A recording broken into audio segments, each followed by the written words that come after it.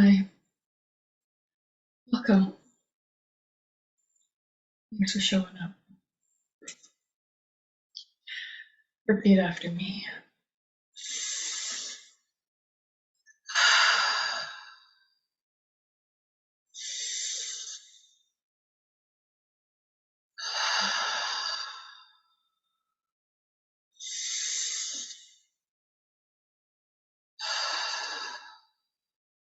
I am here to be truly helpful.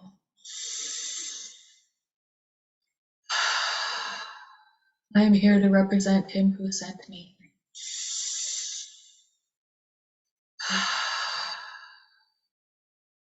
I do not need to worry about what to say or what to do.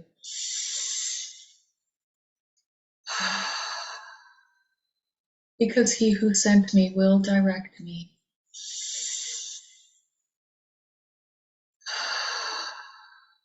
I am content to be wherever he wishes.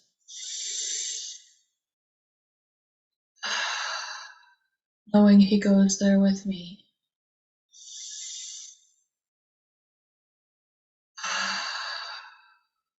I will be healed as I let him teach me to heal.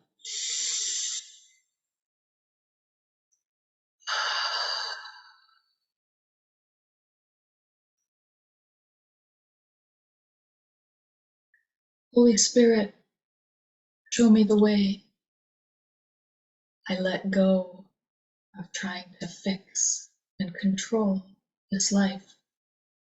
I invite you into my heart. I ask you to be in charge.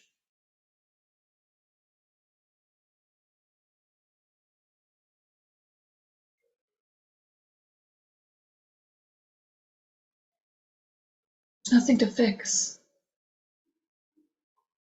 There's nothing to do. We're here to wake up.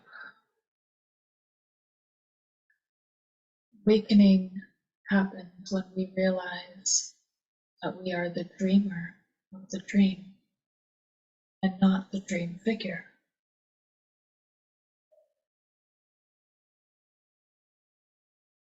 This is not easy because we're in the habit of identifying as a dream figure. This insane ego thought system. Once you start to see it, it becomes so obvious and so apparent. And then we get to choose. You see, I am not the ego thought system. I am the decision maker. There's a right mind and a wrong mind. And the decision maker gets to choose.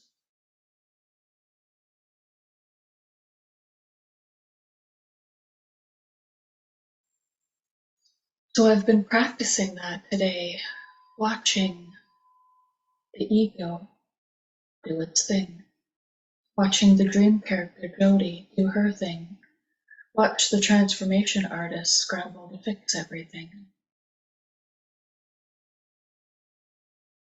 I'm doing this deep dive into healing childhood trauma. It's the way my unconscious guilt is presenting itself right now. It's amazing how painful this ego thought system is, and how attached I am to the character, to her pain, to her stories.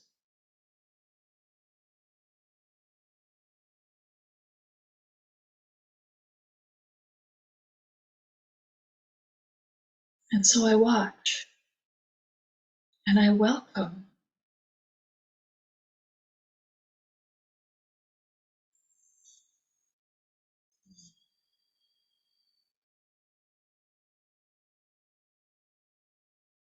There's all these quotes in the book that I love to remember as anchors. The only role of the miracle worker is to accept the atonement for themselves, for himself.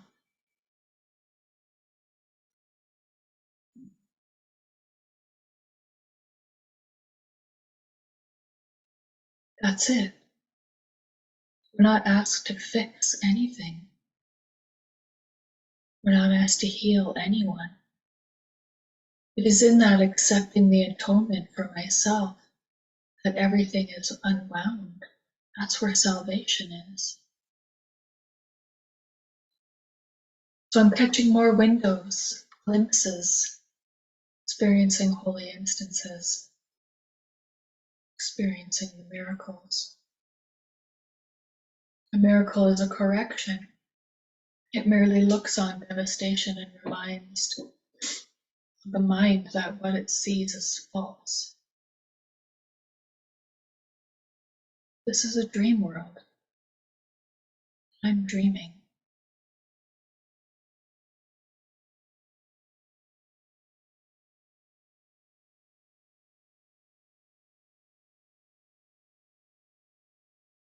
Baby steps. Little glimpse after little glimpse after little glimpse. Rinse and repeat. This is the process.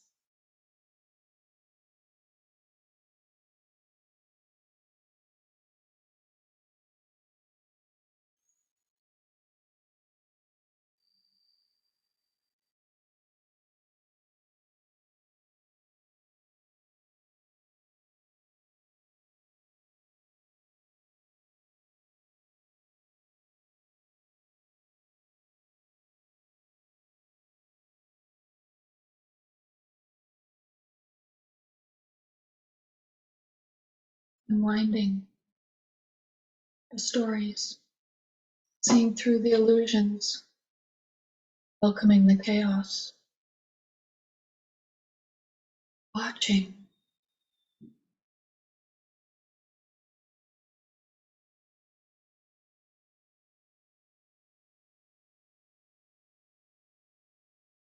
There's such resistance to that. And that's my ego mind. Once you start to see what it's for, once you can see it, you can't unsee it. Once you know it, you can't unknow it. But thank God, once you learn it, you can unlearn it.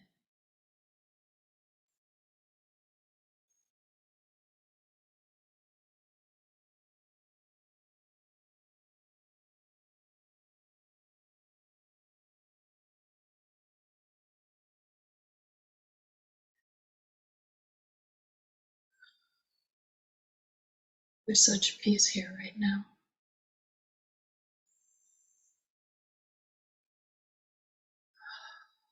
There's nothing to do.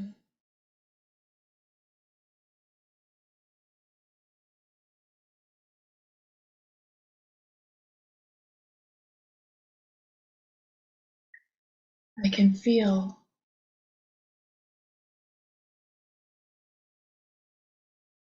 the ego scrambling to do something. There must be something to do, something to identify with, something to strive for, struggle against.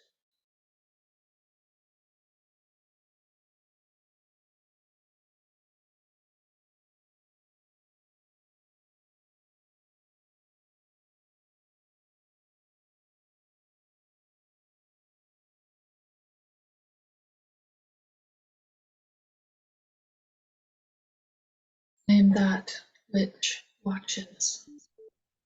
We are the party tonight. You was just gonna be by yourself, huh? I've just been talking to myself, Okay. and I here ain't you mad at are. you. Here I am. I'm in Kentucky, and How's Kentucky?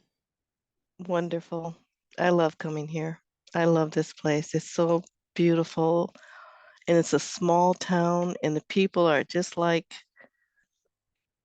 regular people, and that's what I really like. You know, I can get my car done and know they're not going to rip me off because, you can't make enemies with people where you live. These people have their businesses, so I just like it here. Hmm. How are you? I'm good. I'm really good. I'm still in this window of clarity where I'm really just seeing more and more and more of this insanity of this ego thought system and just practicing watching it. It's so simple to identify as the decision maker and to choose against the ego. And it's the hardest thing. So I've just been, doing a lot of practicing today, just watching my transformation artist scramble to fix things again, scramble to work through the trauma that keeps being triggered, and just watching. Yeah, been listening to Kenneth Wapnick a lot, and he just keeps saying the same thing over and over and over. You are the dreamer of the dream. And so I'm still riding the wave of that clarity. Like I am the dreamer of this dream, this shit show, the devastation Exactly. that is my life. It's not to fix. There's nothing. Don't touch it. Don't touch it. And then watching my transformation artist scramble with that. What do you mean, don't touch it? Look at it. It's a mess. We have to clean it. Did you transform yourself? You must have believed you did at one point. I I mean, did. you did Yeah, in and out, don't you think? absolutely. Yeah. However, I can see it's just like when I transformed myself, it was just another ego version that didn't satisfy either. Yeah. Yeah, another setup for a letdown. Yeah, and in that system, that healing system, the setup is just you always have to go through another layer. You're never done. You're never all the way healed. You're never all the way transformed. There's always another layer. So it's like success, right? The ego will let you have success. You're happy for 10 minutes and then you need the next thing. I remember years ago when I met my children's father, and I didn't know. Do you know what a 5%er is? No. I don't even know what it is. But anyways, he was a 5%er and kind of made up his own thing, Nation of Islam and type of stuff like that. And I remember saying the same thing, and I was like 24. I'm like, why can't I get there? Why does it seem like when I get there, there's another there to get to? So it's not like this stuff is new to us. You probably have been around this a few times, realizing we've been okey doked as many times as we've been sucked back in. When you don't think you could be, or you could never fall for it again. I mean, when I quit cigarettes, I didn't think nothing in the world. I would never smoke. That was a lie. I don't even say I quit anything now. I'm just not doing it now. I shouldn't even say I quit marijuana. I said I just don't smoke marijuana now. Because I don't know. I don't know.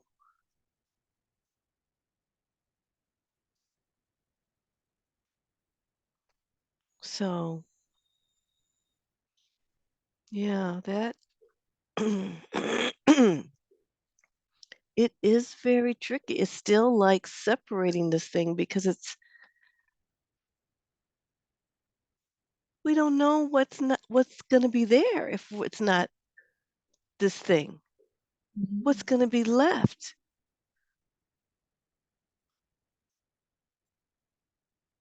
And I remember something Gary Renard said. that you can't just tell half of it because it does leave us hanging scared. Like, well, then what's left? Then, lost, or what do I do now? Because you're telling me all my goals are fruitless. And so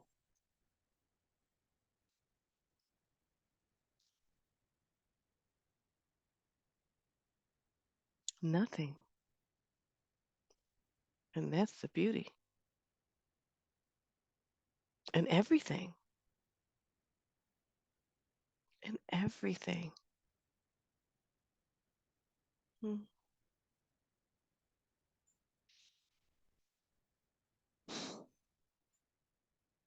I've had this cough, and I've just been coughing and coughing, coughing, coughing. I've taken medicine, I'm sucking cough drops and cough, cough, cough. And I'm like, that's my friend. I said, look up and see what is the metaphysical meaning of coughing. And it was so wonderful. It was all positive. Coughing is expelling all this trauma and stuff that you've held. That's how coughing is seen. And I remember when I'm sleeping and I'm coughing, I'm like, allow it, welcome it. And I try to relax and just let my body just do what it does without trying to stop coughing. Maybe that's the process with everything, even a cough. I mean, because I've coughed before I can stop it.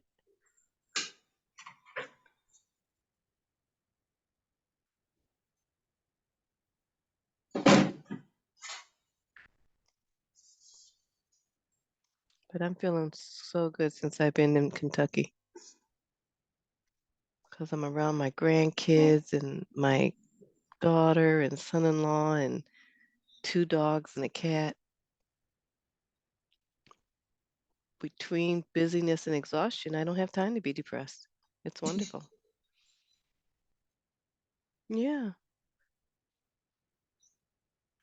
I mean, I feel, and it's like, it can be so, I don't know. When I get into my depression, it's all about me and I'm this and I'm that. And it's the whole, nobody else really matters because I'm so this. But when care for another, or I'm brought out of this me thing into service, oh my God, I just feel like $1,000,000.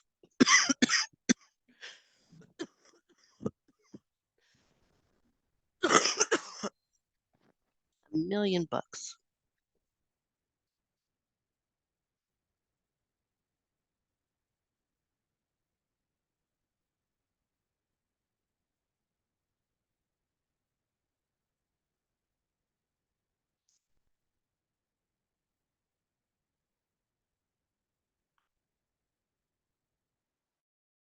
But it can't be anything outside that made me feel like that. That's the thing. It can't be the outside that gave me that feeling of $1,000,000. Or,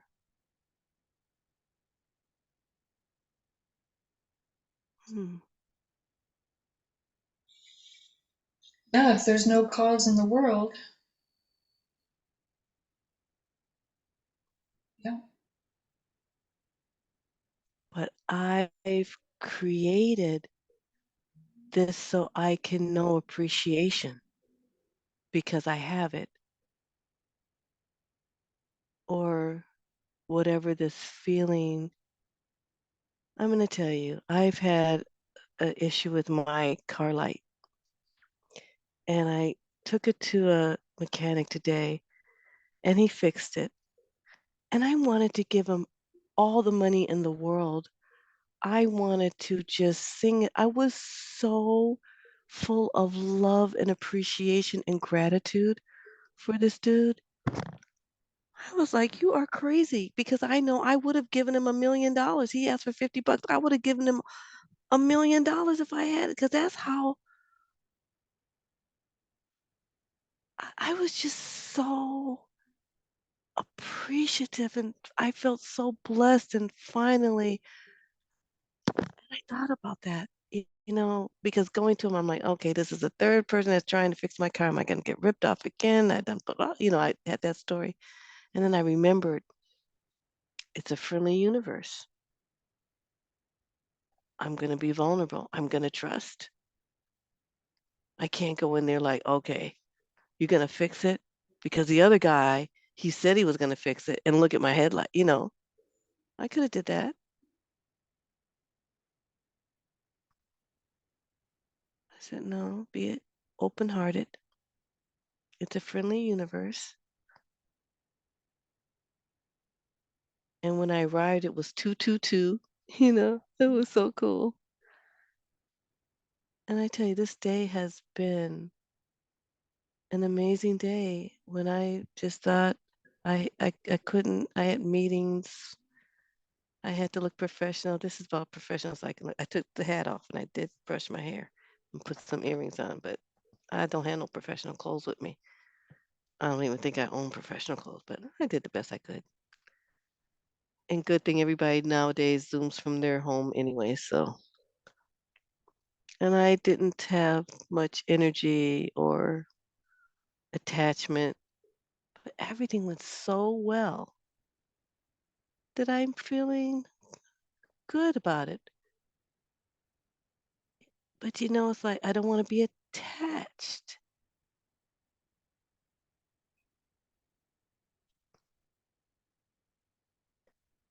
Yet I want to trust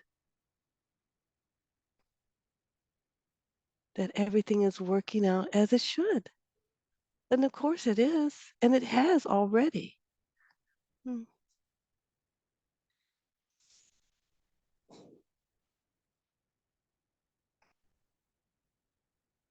And this mind wandering thing, I'm reading, what it really is about is worry. How much of your mind is spent in worrying about past and future? That's mind wandering. I didn't understand it to be that,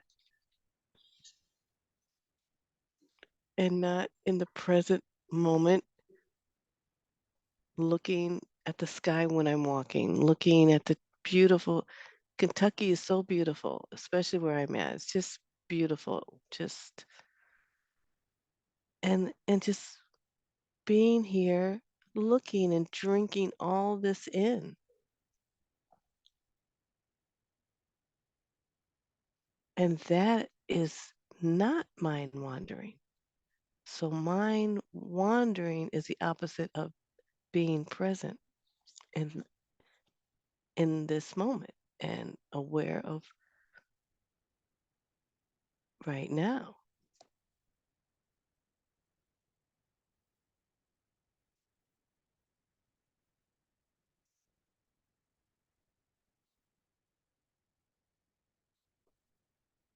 And drinking in my grandkids and my daughter, and just, and all my daughters are born in the week of Thanksgiving, so it's all their birthdays. My middle daughter's tomorrow, my youngest daughter's Sunday, and my oldest is Monday. Wow. So we've always had a celebration for them all. And so I have two coming. Well, of course, I'm here for my middle daughter's birthday tomorrow. And then my youngest is coming tomorrow. So she'll be here and I'll see her. And I live with my oldest daughter, so. But I thought it was ironic it wasn't Thanksgiving. Like what a message, because I certainly wasn't thankful. I was stressed out. I was so stressed out with those kids, I'm telling you. I was a non-custodial parent for a major part of their life. I just gave them to their dad and stepmom. I said, I can't do it no more. and I just never got them back. So uh, that was very hard. The guilt, I felt very judged by the world and, of course, myself. And what a great setup that was because, of course, my mother gave me up. So the apple doesn't fall far from the tree. I had that story. But forgiveness is so worth it, Jody. The Course in Miracles changed everything for me. I don't know if I would even be accepted into my family with, without what I learned from studying the Course and how it changed everything of how I looked at myself. You know, it allowed for forgiveness for me of something I didn't think could be forgivable. Bad mothers are not forgivable. You cannot forgive them. Bad fathers get a pass, but mothers, no. You're supposed to be some kind of holy vagina, you know, and once you push something through there, all of a sudden you're this holy mother. Saint. Yeah, you're a saint. You must be a Yeah, saint. you have motherly feelings and you feel like this for your baby and all that stuff. Man, the program is deep. Yeah.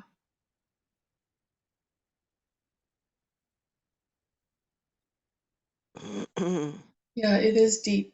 I'm working through my own mommy issues right now. That's quite the setup. It's like this perfect setup. Mommy wound. Well, let me be your mom. What would you say to me? I'm gonna be your mother. You talk to me. I don't even know what to say to her. I'm so mad. I've got all of these words. I'm at war with myself because parts of me are so mad at her because she was a terrible mother. She was neglectful. She was so selfish. She was an alcoholic. She was a drug addict. And so I have parts of me that are so mad at her for that. And I want justice, right? Because I was unfairly treated, innocent victim. But then I spent 8 years with a Tao Grandmaster and I learned about karma and compassion and forgiveness and gratitude. And I learned that she was a traumatized person and she was just doing her best. She was doing her best. And so parts of me defend her. And so there's wars. I'm at war with myself. And it's painful because I just want my mommy, a lot of the times, I just want her to love me. I want her to be supportive. She can't. She doesn't have a, she's not a nurturing person. There's no empathy.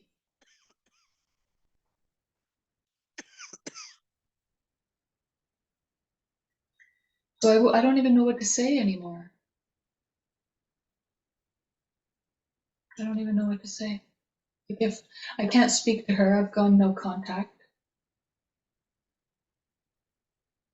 Because yeah, like there's huge parts of me that just want to yell and scream and hurt her as much as she's hurt me. I know that's not going to help. And I'm really trying to look at it through this like a Course in Miracles lens where she's just a projection. How do I pull back the projection? I did this with Calico a few weeks ago, maybe a month ago, when I had a realization. Like, how am I? Because like I went no contact with her because she's mean. In my adult life, she's just, she's an asshole. She's not a nice person, and I can't change her. So, but as an adult, I get to choose who to hang around with. And so I don't want to hang around people who are mean spirited. Yeah, I saw your post. That's what I was trying to think of. Oh yeah, that you posted that about traumatized people stay in the relationship trying to make them act better. Yeah. Instead of just walking away from people that hurt me, I try harder to get them to Mm-hmm. love me. Mm-hmm. So, okay, so like pulling back the projection, where am I being mean? And so I went through this whole big thing with Holy Spirit, like, help me see this differently, pulling back the projection, where am I mean? And I got quite frustrated and angry because I don't think I am mean. I'm really quite nurturing and supportive to other people. Who am I really mean to? This one. Yeah. So I'm fucking so mean. I'm vicious. I would never speak to or treat my worst enemy the way I speak to and treat myself. So there's this thing about generational trauma. Trauma gets passed down through the generations. My brother had two kids and passed down the trauma to his children. Neither one of them are speaking to their father, haven't spoken to him in years, maybe never will. There's a lot of pain there. I didn't have children. My son died. So I don't have anyone to pass the trauma down to. I don't have anyone to torture the way my mother tortured me. So I do it to myself.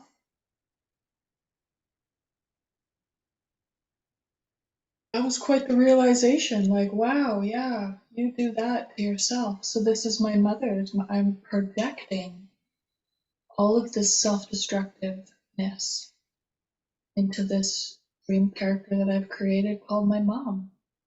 Where I get to be the innocent victim, the hard done by one. Yeah, it's like the perfect Ironic. setup. It's so ironic, isn't it? I said I'd never be like my mother. I said I'd never be like my mother, and I was. And I was horrified. I was horrified, and I couldn't help it. I couldn't help it. And I know she's not my biological mother, but it doesn't matter to me because she was my mother. To me, she's my mother. She, she had me since I was 6 days old until I was 11. So and I loved her like she's the only foster. Sorry, I can't. I don't even know if you can hear me. I said, I turned out like my mother and I didn't never want to be like her. And I did. And I was horrified when I saw it, but I didn't see it till I had kids. It didn't come out till I did have kids. And I was treating my kids like she treated us kids. And I didn't see it for years until I saw it. And I was like, oh my God, I turned into my mother. The one person in the world I said I would never be like. And that is the joke of it. Yeah. One person. But when you see it, do you see it yet? Do you see that you're like your mom? Do you? I got smacked upside the head with it a couple weeks ago. It's pretty fucked up, isn't it? It is so fucked up. It's totally insane. This ego thought system and these perfect storms, this perfect setup that it comes with, this highly individualized curriculum that the Holy Spirit gives us to Right. wake the fuck up. Yes. Yes. Yeah. But I have such overwhelming love for my mom now, and I have had for years, and my father. And that was definitely a Course in Miracles. It was definitely a Course in Miracles that really showed me we can't hate anybody anyways, Jody. You're not capable of it. We're just love. This is just a call for love. That's all it is. All this pain we're going through, just calling for love. And if we can't give it, we got to be able to receive it. You see, there's no choice. Otherwise, you're fucked up and suffering. There's no choice. And I'd never, you know, I can't even, I love that this hate that I thought I had for my mother wasn't anything to do with her. I love that. Mhm. I love that that can never be the reason. I love that. That nothing outside of me made me, that something inside of me wanted to be hurt like that. And now that's where radical honesty comes in. Not to, what do they call, ghost yourself or all that, but to really see when was I poking the bear when I knew my mom had had enough? And where did I just keep at it till I knew she was going to blah, blah. But the thing is, I already had all this suffering. You probably have had it. I mean, and I just had to get it reflected because I had all this suffering. You're born with it. You're born with the guilt. You're born with all this, whatever you're bringing into this lifetime to learn and heal. And I'm sure I came in full of hate and anger, and it's not fair. I'm with you on that one. It's not fair. And I just can't tell you when it was it happened. It's not like I can say, "Oh, well, Holy Spirit took it and now I can't tell you. I don't know." It's just like you have chronic pain, and you might not even know for a while that you don't have it no more until you realize, "Oh man, my back doesn't hurt anymore." Oh, when did it stop hurting? You don't even remember because you might not notice.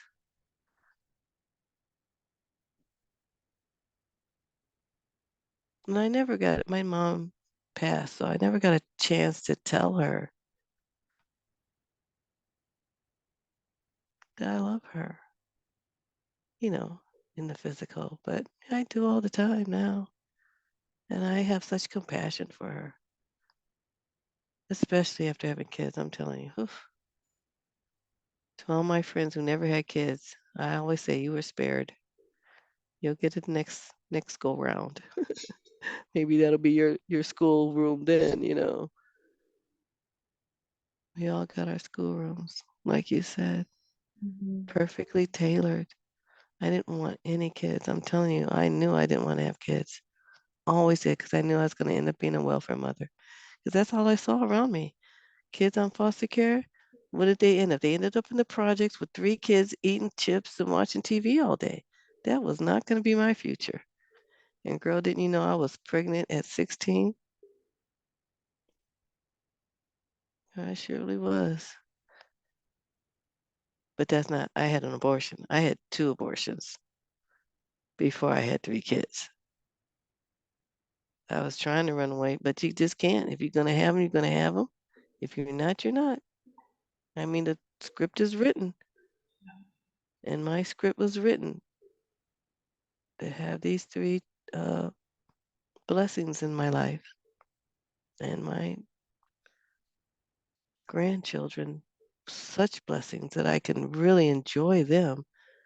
I know I'm a totally different person. I know they don't even recognize me. Like, who is this mother? Because I'm so different from what they knew. I am. We can change. We do. We do. We do feel bad about how we were. But if I didn't have the course, I wouldn't have known how to forgive myself. And I'm still working on it. I still work on it. I still work with all my guilt. Um, because, it doesn't feel good. I mean, what could your mother possibly say or do that would make it all right? And I thought about that. I like, what could she possibly do? And I had a foster mother who felt very guilty about what happened to me when I was with that family. And years later, I saw her and she said, I want to tell you, I'm so sorry. I feel so terrible. And, when she was apologizing to me, I felt so like shit. I never even thought any bad things about her. And she's telling me all this guilt she had about what she did, what she didn't do for me. And I'm like, oh my God, you were one of the good ones. So, and it felt so icky. Same thing when we all got our dad together to tell him all the terrible things he had done. And I was going to say how you molested me and confront him. And I was righteous in my anger and I couldn't even do it. I saw this little broken down man because I'm grown now. And then he looked like he shrunk 6 inches since I saw him when I was 11. And everybody was so mean to him. His kids, these are his biological kids, telling him all of this bullshit to his face. And he's just sitting there like, I'm so sorry. I didn't know. And when it came to me, I couldn't even say shit, girl. There was nothing. I didn't have the heart. There was nothing. That's what I'm saying. When we think we can just plunge that knife in their heart and just stab them for all that shit, you'll see you don't have it in you, that you just love. You're just going to just melt and fall away and realize it's just all a lesson for love. It was just all a lesson for love. All the crazy ways love comes out. No, there's no revenge. There's no revenge. Revenge is it's ridiculous. The only choice we have is to be the love we are. And until we're that, this shit's gonna keep bouncing around. And so I believe in love. That's what the course taught me. What love really means, not the fantasy romantic love I grew up thinking, but what the real deal is.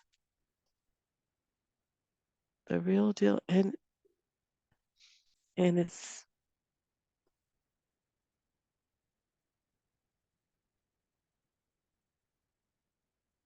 like you said, it's easy, but it's hard. You think it's going to be hard because you can't try to do it. You can't try. You can't effort things. It doesn't work like that. Like you can't, like Tai Chi, you can't try to do Tai Chi. It makes you like this. You've got to relax.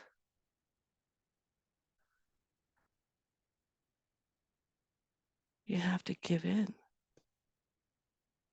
And then,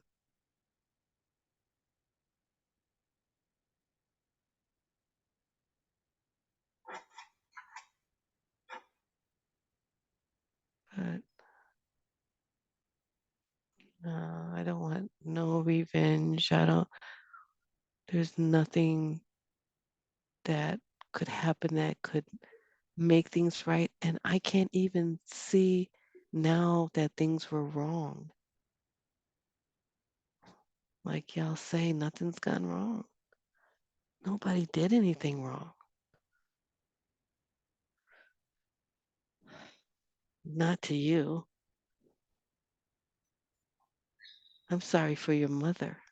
She's lost such a beautiful daughter like you. It would break my heart to have my daughter as beautiful as you say she couldn't talk to me and that you're not able to take her in your arms. But you will. My brother hasn't spoken to her in 4 years. It was just her birthday, 69th birthday, and neither one of her children are speaking to her. That brings a lot of pain to my heart. Yeah, Like, that must be a really shitty of feeling. course. Yes. And I know Yes. from trauma and mental illness and being locked up in myself and not being able to fix my fuck ups, how painful that must be for her. And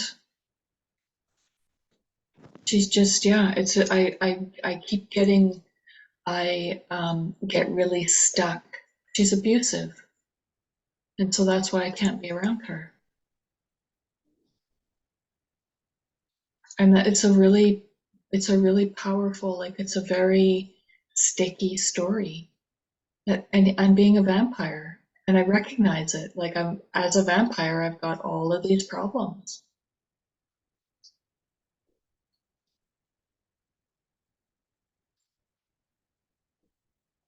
It's interesting because as I watch my ego and unwind from these thought systems, I have two grievances that I'm really holding on to.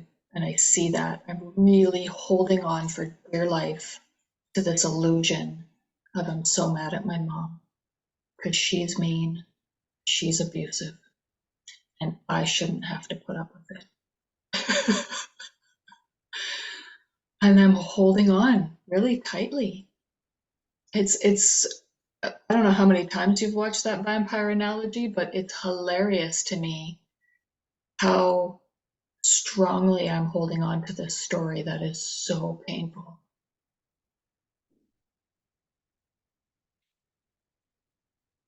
Yeah.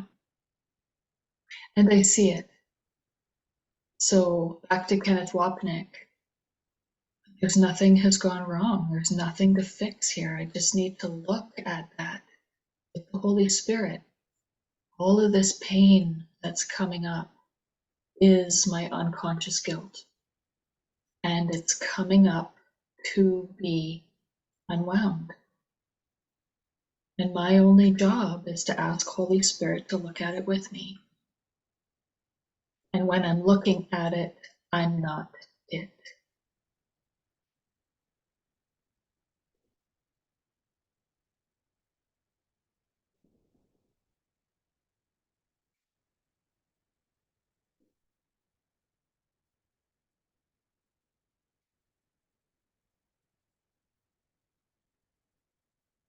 And you are.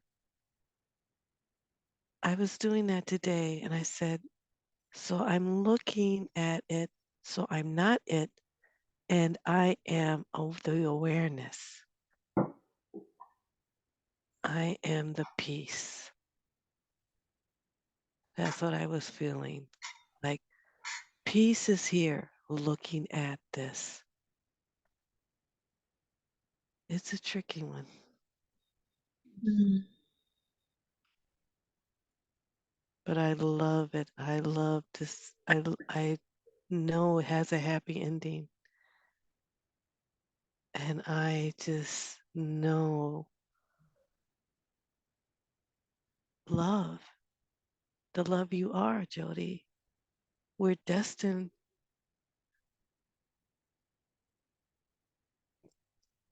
that this is going to be overcome. I know it will.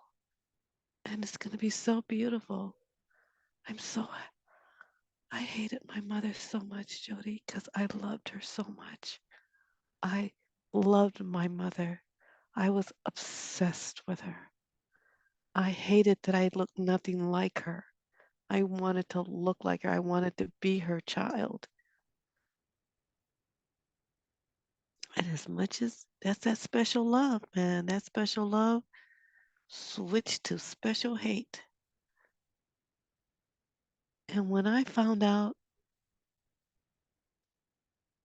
that I was not this person that could hate like that, that I'm not even capable of doing anything like that. I just thought I was. I just thought I could be the most hateful bitch in the world and make everybody else think I was too. No, nope. All of us faced with love, all of us is going to melt to it. You can't resist it. Can't resist love. It's too good. It's too good, Jody. Love is too good to pass on. And how good it feels to love someone you once hated.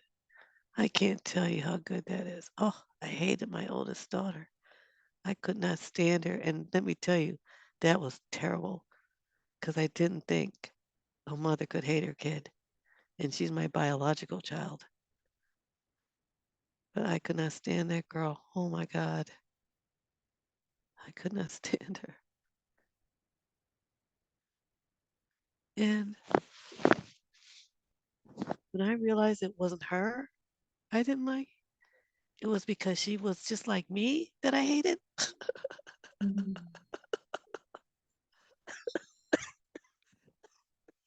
That must have been humbling. God jokes. Oh my God. It was seriously.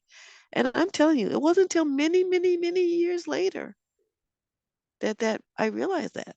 Many years. She must have been in her 30s by the time I got a clue. And we had terrible relationship. Oh man, she didn't speak to me a lot. She cut me off many times. She threw me out.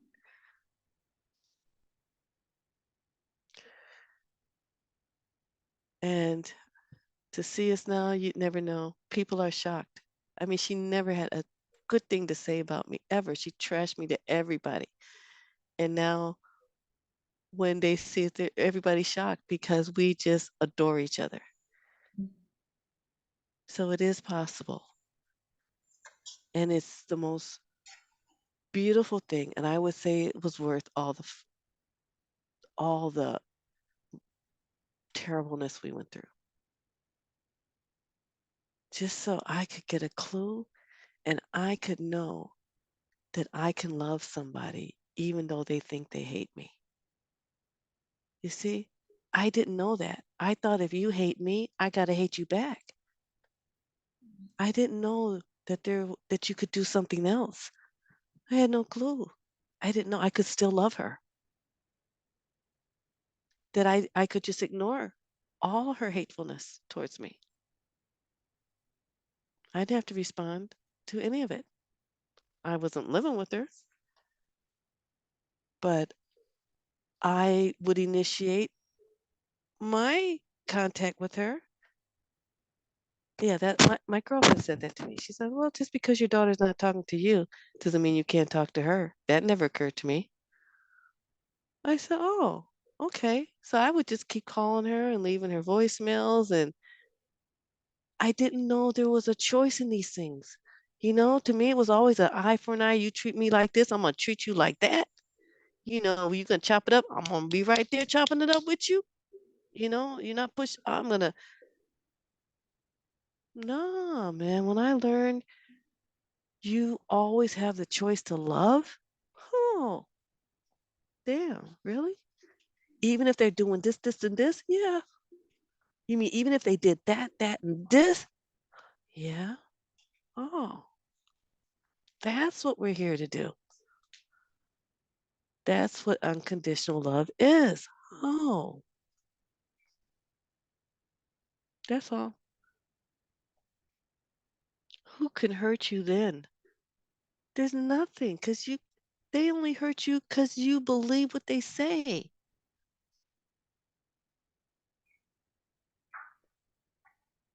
Nobody can hurt you.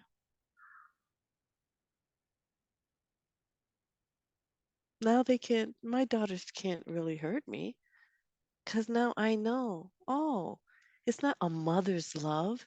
It's just love. I don't know that I can really hate anybody. I could be hateful, I'm sure. And people can be hateful to me and I could probably get triggered. I'm sure that happens all the time. But to say I hate some, oh no, that's I don't even feel I have that capability. Not that I know who I truly am. I'm not a vampire.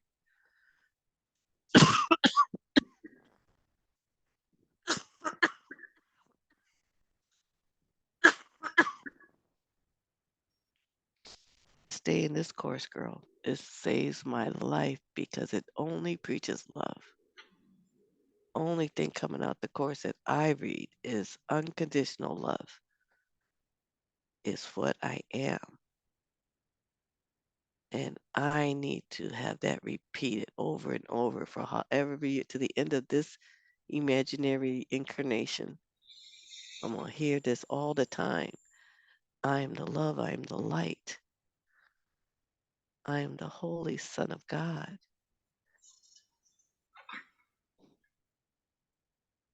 Love and peace abide in you. Yes.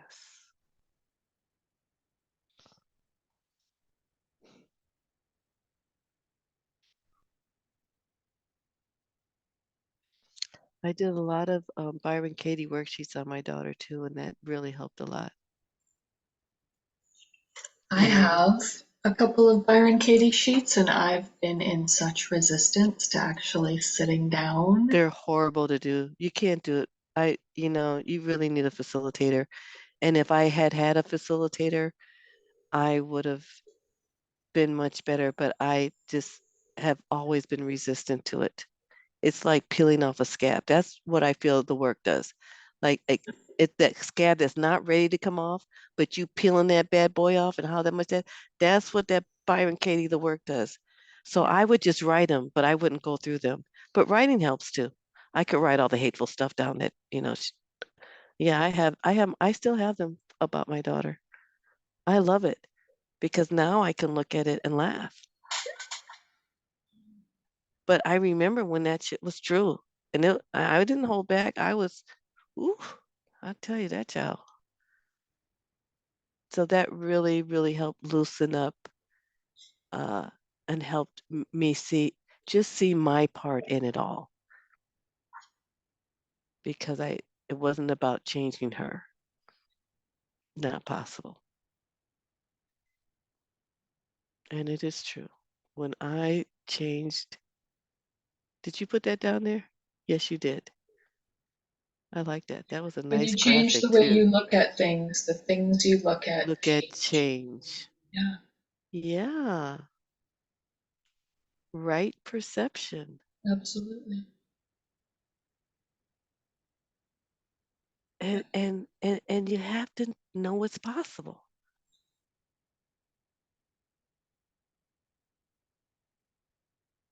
I'm glad somehow I knew it was possible. I don't well, I watched so many Byron Katie things. That's what I would do instead. I would just watch her do the work and watch her because there's so many.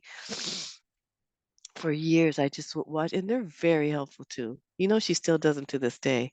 Yeah. I mean to join them. I've been meaning to join one, but oh man, to do the work with her. And there's another group on Facebook. I did a pair of to do the work of Byron Katie. I I joined it for a minute, but I didn't. You have to have good facilitators, and most of us are so attached to our stories that we allow the other person to tell their story instead of doing the work. It becomes not the work. So it's really, I haven't found a good facilitator. Is what I'm trying to say. Uh, and I don't know that I would be one either. So It's funny. I've gotten friends. I've met this guy. We were doing the work together. It just got personal, and he just had his grievances. That's all he wanted to talk about. So, but we're friends to this day. But not about the work. But yes, the work is very tricky because you have to be willing to answer those questions. Yeah, you got to be honest. You got to be willing. This is like radical honesty, Yes. university level. Surgery. Yeah. Yes. But it's worth it. Yeah, I've never actually filled out my own worksheet, but I've watched probably 20 of her videos, and I have her book, Loving What Is, and it's full of examples of her doing the work with people, and it's powerful to, as you watch them unwind their story. I find like I'm very empathetic, so I can put myself in other people's shoes really, really easily, and so I find it very powerful to watch those videos and listen to those stories Mm-hmm. because I can unwind with them. Mm-hmm. And I found them with my similar stories, which Absolutely. was We all have great. the same story. Yeah. Yeah. Yeah. Your mommy I, issues are my mommy issues. It's the or same. the dad molested me. Somebody has that one, Mhm. and Byron is she is the master. She don't get caught up in your story. She don't care what it is. She's still gonna ask you those questions. What was your part in this? Was there any part that you played in this molestation? Was there any part, any little thing that we could, you know, little girl, she'll take you back when you were a little girl. Little girl, what were you really trying? You wanted attention, just giving you a little. She don't play. She do not play. And look what her fearlessness has done. She's international. Her work is done everywhere. Companies everywhere. Yeah, I love watching people do the work. I love watching her do the work with people. She's a master. It's not easy. Because you have to have some kind of clarity yourself when you do the work, I think.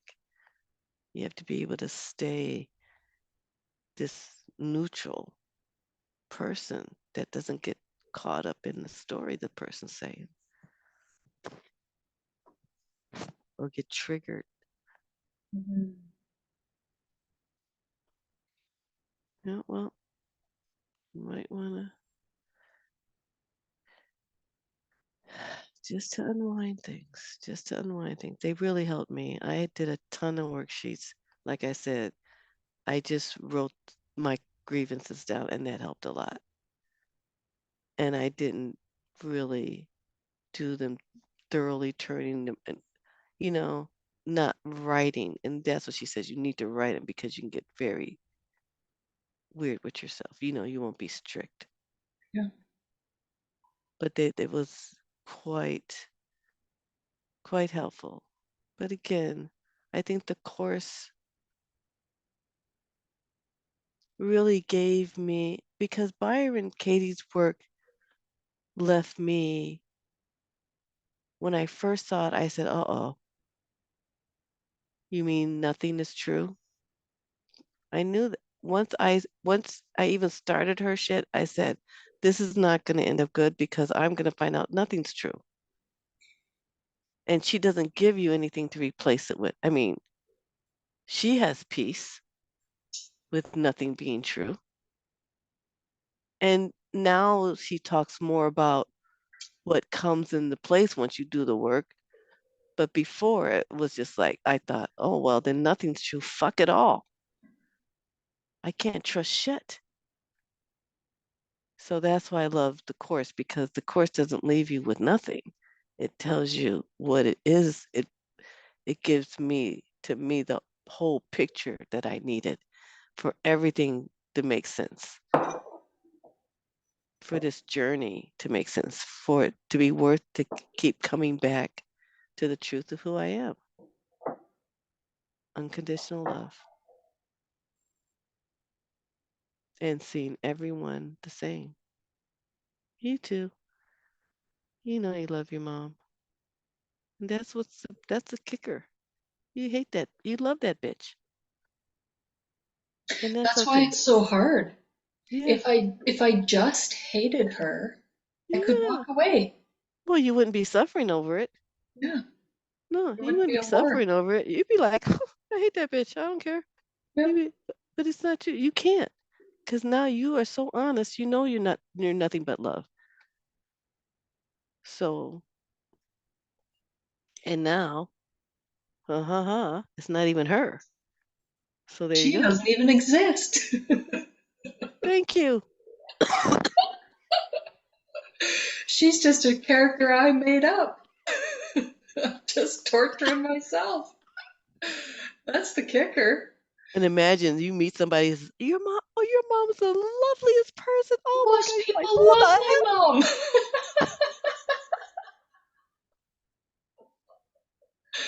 Yeah, yeah, Girl, yeah. that's the joke. Yeah, it's the perfect setup. It is the perfect. Yeah, You can't even get the world's agreement. Just your brothers. yeah. Damn. How are you and your brother doing? We're okay. It's he's a traumatized person as well, so he's a lot like her. I spent 8 years with a Tao Grandmaster, and he taught me how to heal every aspect of my life, including all of my relationships. My brother hasn't done any of that extra work, so he's just really still stuck in his pain. He was the older child, he was the boy child, so he had different conditioning than I did, different trauma than I did. But yeah, he's not a pleasant person to be around. He's a tough guy. And what I learned the most through my brother about tough guys is that they're hiding really vulnerable, wounded boys, little boys. The toughest of the tough guys are the most wounded inside. And it's just a persona, a tough guy persona that they put on. Yeah, so it's really hard to get, like, I'm his only family. He won't speak to anybody else. Nobody else will speak to him. He's a bridge burner. We were not taught how to repair conflict, so it's really hard when something goes wrong. Like, it's really hard to keep a relationship and do all of that conflict and resolution and repair and stuff. So yeah, my brother and I have a very rocky relationship, but um, in a lot of ways, we're all that we have for family. Well, no, I'm not still speaking to my mother. I am still speaking to my dad. He's not. And that's it, really. The man who raised us, my stepdad, I'm still speaking to him. We have a pretty good relationship. He cleaned up and got clean off the drugs and the alcohol. So I can have an adult conversation with him about stuff. There's been a lot of resolution stuff going on between adults, which I can't do with my mom. She got clean, but she's no longer drinking or doing drugs. But when you get clean, there's a lot of work that you need to do to address the reasons why you got on the drugs. I had to do all of that work when I got off the psych meds. There was a reason why I got on all the psych meds in the first place, so I had to address all of that stuff. My mom has never done that work. I don't think she ever will do that work. And she doesn't have the ability to be accountable for making mistakes. So, yeah, in a lot of ways, my brother and I are getting closer the older we get. Certainly, since I've stopped talking to my mom, him and I got closer. Because for a long time, he would get mad at me for defending her when I would go into my forgiveness talks and my compassion talks and generational trauma, and she was just doing her best and blah, blah, blah. he would get so mad at me for defending her.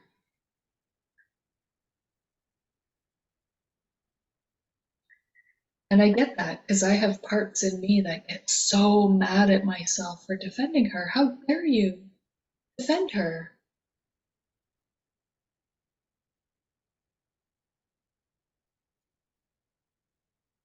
I didn't give her a birthday card this year because there were so many parts in me at war. How dare you give her anything? Don't you dare give her anything. After what she did to us, oh my gosh. A couple Mondays ago, it was her birthday. I just tortured myself all day. I couldn't win.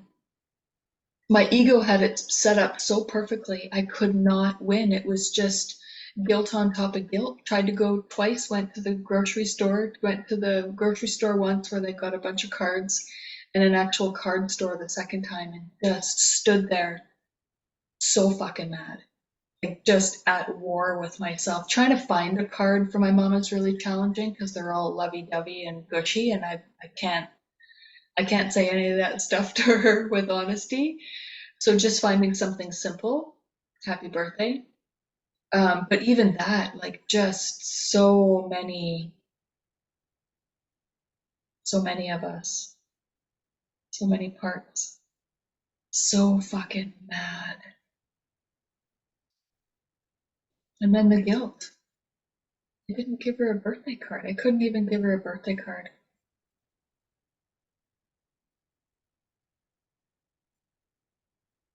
You're a good opponent, Jody. You're too Yeah. smart for your own britches. Fuck yeah. Yeah. Yeah. Yeah.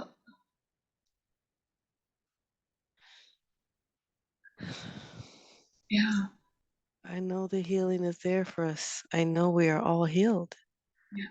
And I love the journey.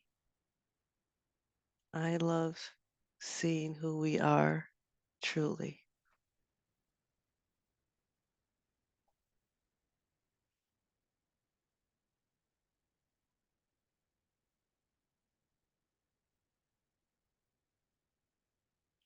All of us.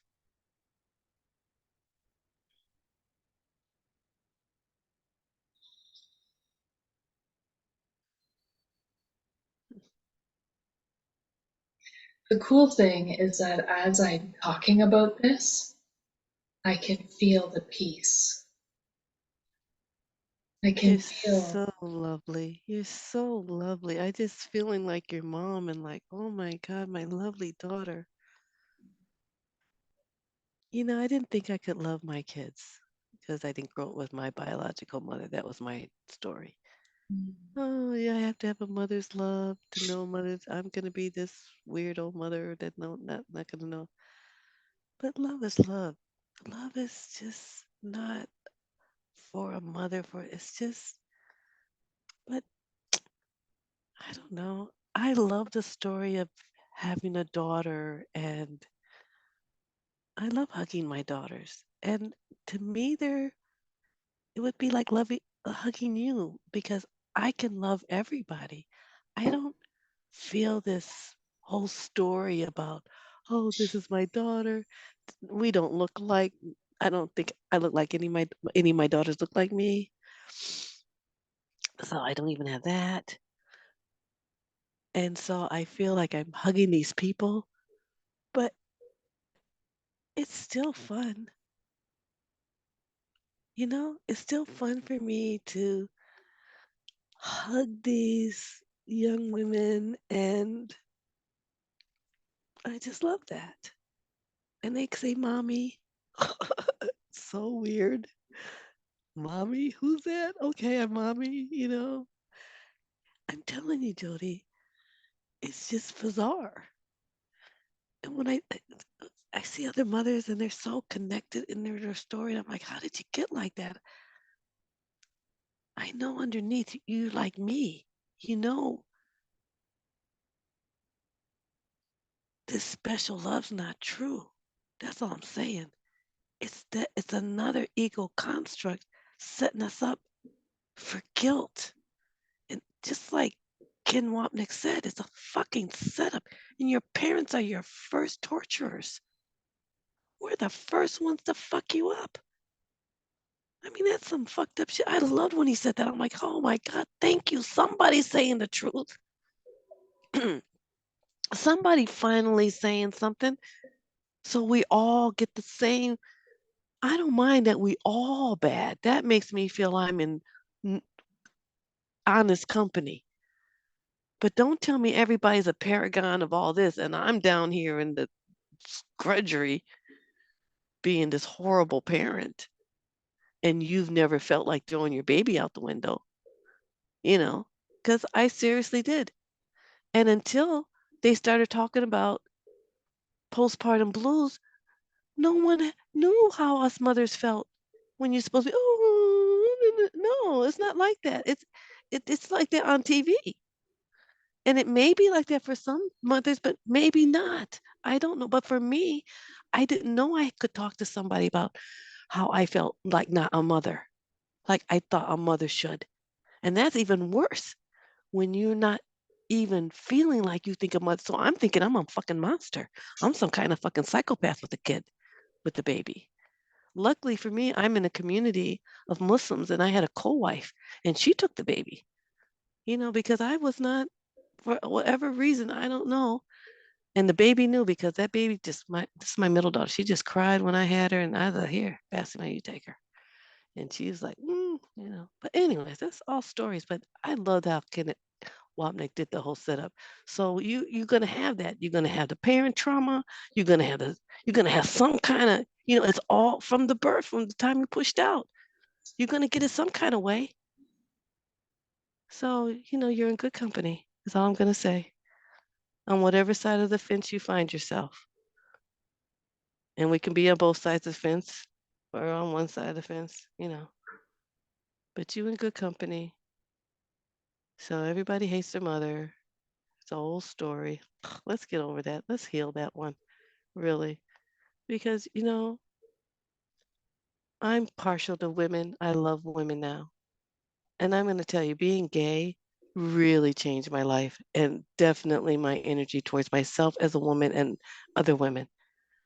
And I was able to really, and I'm not suggesting that that's a fix-it solution.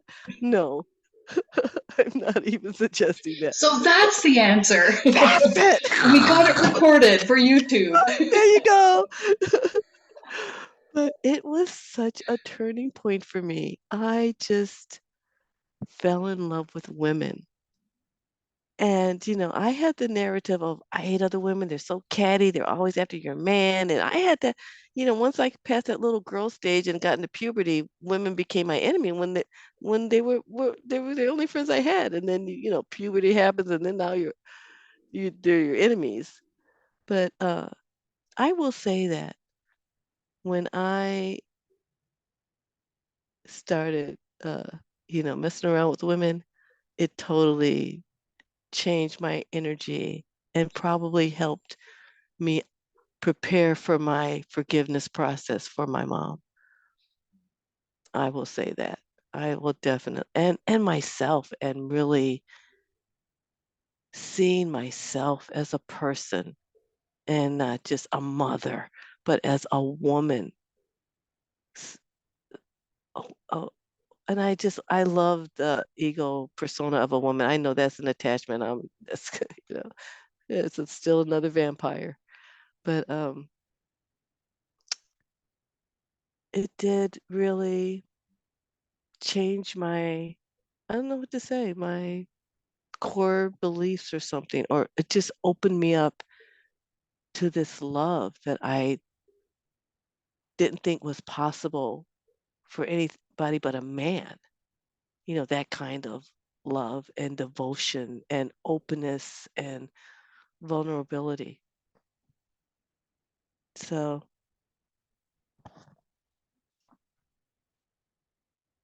and I wouldn't say I was born gay or anything, so I don't have that story. Uh,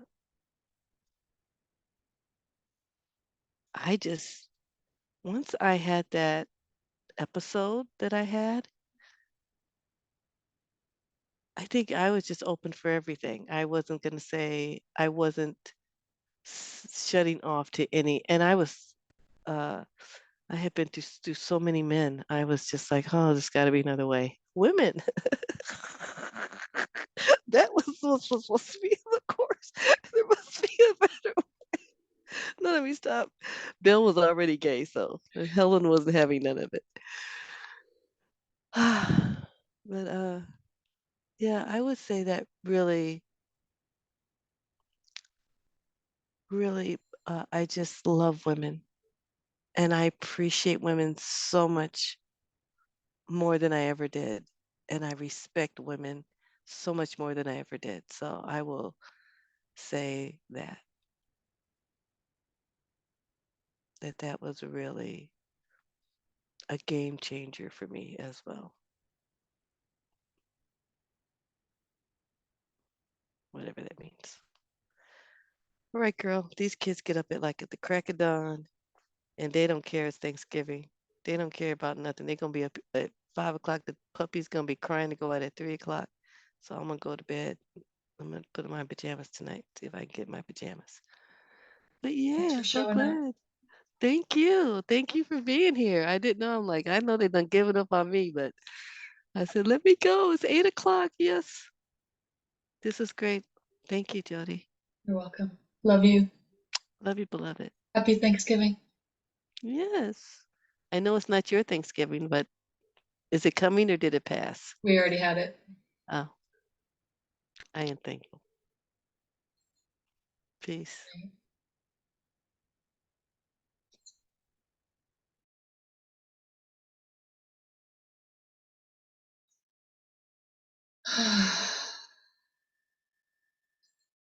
Thanks for being here.